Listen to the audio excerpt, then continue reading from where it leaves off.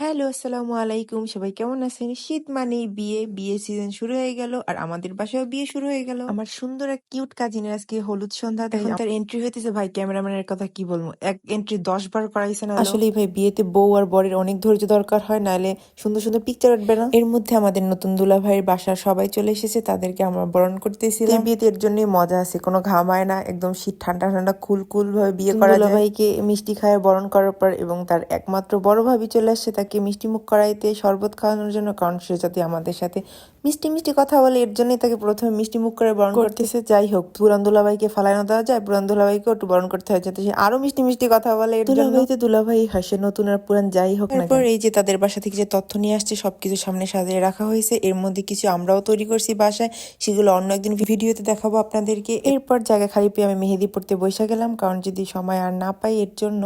অবশেষে আমার জামাইরে খুঁজে পেলাম, কারণ এত সুন্দরী রমণী আমাকেই গলায় ফেলাইছে, কারণ সবার ড্রেসই প্রায় সেম সেম এর জন্য। এরপর আমি আর আমার ছোট্ট ননদ একটু হাতের ছবি তুলতেছিলাম, ভিডিও করতেছিলাম, কারণ বিয়ে মানেই ছবি তোলা, ভিডিও করা, আনন্দ করা, এটাই হচ্ছে বিয়ের। এত ধৈর্য নিয়ে ঘন্টার পর ঘন্টা তো সুন্দর মেকআপ করে যদি জামাইয়ের সাথে এরকম রোমান্টিক পিক না তুলি তাহলে কি হয় বলেন। এরপর চলে আসলাম সবাই গ্রুপ পিক তুলতে, সব হলুদ যারা একরকম ড্রেস বানাইছিলাম সবাই একসাথে সুন্দর সুন্দর ছবি তুলতেছে। খালি পেয়ে আমি আর আমার জামাই বসে পড়লাম ছবি তুলতে। এই ফাঁকে একটু কেক খাইতে ইচ্ছা করতেছিল, কি করবো, কেক খাইতে একটু ছবি তুলতেছিলাম এবং জামাইরে খাওয়াই দিতেছিলাম যে তুমিও খাও এবং আমারও খাওয়াই দাও, আমারও খুব খাইতে ইচ্ছা করতেছে, বলতে তো আর পারতেছি না, বলেন এত মানুষ কি বলবে সবাই, তাই এক কাজে দুই কাজ সেরে ফেললাম। এরপর চলে আসলাম আমাদের ফ্যামিলি নেক্সট যার বিয়ে খুব শীঘ্রই, সে দোয়া নিতে। কিন্তু এই বেচারা কেন আসে তাদের না, তার ভারসাম্যতে তার 10 বছর পর বিয়ে হবে, তাও সে দোয়া নিতে চলে আসলে, কারণ তার মনেও লাড্ডু ফুটতেছে, কারণ তার চারপাশে এত সুন্দর সুন্দর কিউট কিউট কাপল ভাই ভাবিরা ছবি তুলতেছে, রোমান্টিক রোমান্টিক, সে কি একা সহ্য করতে পারে? আর এরা দেখেন বাচ্চাদের মতো চিপস খাইতে। যাই হোক না কেন, এই বেচারা শালির সাথে ছবি তুলতেই হবে, তো বউ পাশে থাক আর না। এরপর শুরু হয়ে গেল উড়াধুরা ড্যান্স, যে যেখান থেকে পারতেছে এরকম পারতেছে সবাই ড্যান্স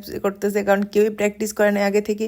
বোনের বিয়ে, যেরকম পারে সেরকম নাচতে হবে, কাজ করতে হবে, এইটাই তো আনন্দ। এক পাশে গার্লসরা সবাই নাচতেছে আর এক পাশে বয়েজরা সবাই নাচতেছে, আমি আবার আমার টুনটুনি পাখির সাথে একটু ডান্স করতেছিলাম। আর গাছটা তো সবাই উড়ে ধরে নাচতে পারতেছে না, তাই যে যেখানে পারে দাঁড়ায় সেখানে বসে ডান্স করতেছিল সবাই, কিন্তু সব থেকে বেশি বাচ্চারা আনন্দ করছে। শুরু হয়ে গেল উড়া ধরে ড্যান্স, দুলাভাইরাও নেমে গেছে সাথে, কারণ শালার একলা এত কষ্ট করে নাচতেছে, দুলাভাই না নাচলে হয়। নাচানাচি শেষ করে সবাই মিলে আবার নিচে যেতেছি, কারণ রাস্তায় অনেক সুন্দর লাইটিং করছে, লাইটিং দেখতে এবং ছবি, লাইটিং এ ছবি না তুললে বিয়ে বাড়ি মনে হয়, তাই ঢঙ্গের ছবি তুলতেছিলাম, সবাই হাসতেছিল আমার দেখে। রাত অনেক, পুরো রাস্তা জুড়ে আমরা ছিলাম। এরপরে চলে আসলো খাওয়া দাওয়া, কারণ খাওয়া দাওয়া আমরাই পুরো শেষ পর্যায়ে ছিলাম, কারণ রাত অনেক হয়ে গেছিল। বিয়ে বা যে কোনো প্রোগ্রামে সবাই একসাথে হয়, তাই গল্প করতে করতে সময় কোথা দিয়ে কেটে যায় কেউ জানে না। সবাইকে অনেক মিস করতেছি এখন।